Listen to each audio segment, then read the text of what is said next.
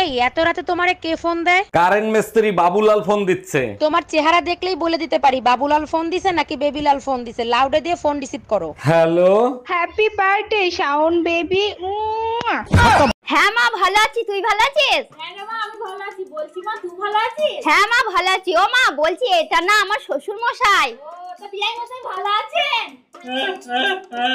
আরে বাবা আমি জানি তো আপনি কথা বলতে পারেন না, আপনি যা বলার আমার মাকে ইশারায় বলুন, আমার মা ঠিক বুঝে নেবে।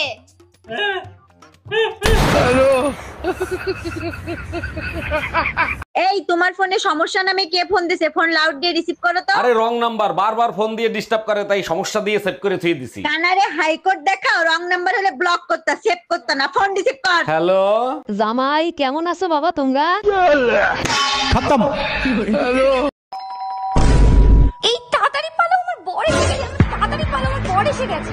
1 মিনিট, তোমার বর তো আমি, তুমি আমাকেই পালাতে বলছো কেন? আচ্ছা তুই যদি আমারই বর হোস্টেলে পালাচ্ছিলি কেন, বাজে ছেলে একটা?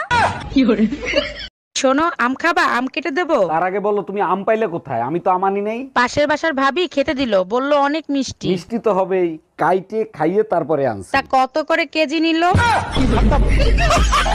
কোনো কাজ কি তুমি ঠিক মতো করতে পারো না? তোমার সাথে চিল্লে আমার গলা ব্যথা করতেছে। একটু অপেক্ষা করো, আদা দিয়ে চা বানাই নিয়ে আসি, এক্ষুনি গলা ব্যথা ঠিক হয়ে যাবে। এই প্রথম তুমি একটা ঠিক কাজ করতেছো, যাও তাড়াতাড়ি বানাই নিয়ে এসো। আচ্ছা শোনো, আদা তো নাই, রসুন দিয়ে বানাই নিয়ে আসবো।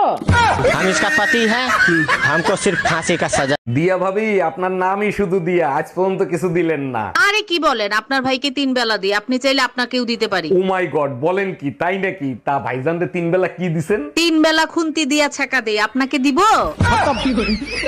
Bye bye ta-ta. বিশ্বাস করো বেবি, আমি অন্য ছেলেদের মতো না, আমি তোমাকে অনেক ভালোবাসি। I love you. বিশ্বাস করার প্রশ্নই আসে না, সব ছেলেরা কুত্তার মতো যেখানে সেখানে মুখ দেয়। কিন্তু বেবি আমি তো কুত্তা না, আমি তোমার জীবনে বিড়াল হয়ে থাকতে চাই। দারুণ প্ল্যান করছো, বিড়াল হয়ে দুধ খাইয়া পালাইয়া যাইবা তাই না? गजब बेइज्जती। হ্যাঁ আমি চলে গেলাম, আসতে রাত হবে। শুনো, রাতে বাসায় আসার সময় হলুদের গুঁড়া আর মরিচের গুঁড়া নিয়ে আইসো। আগের কালের নানি দাদিরা মশলা হামাল দিস্তায় করতো, তোমরা করতে পারো না? আমরাও কুটি, নানি দাদিরা মশলা কুটতো আর আমরা স্বামীরে কুটি। আরে ডাক্তার বাবু নমস্কার। আরে নমস্কার নমস্কার, বলেন কি হয়েছে? কিছু হয়নি ডাক্তার বাবু, আমি না একটা কথা জানতে চাই। আচ্ছা আচ্ছা, তা কি কথা জানতে চাও বলো। তোমরা অপারেশন করার সময় সব রোগীকে অজ্ঞান করে দাও কেন? এই বাবা, আরে অজ্ঞান যদি না করে দিই তাহলে তো ওরা আবার অপারেশন করা শিখে যাবে না।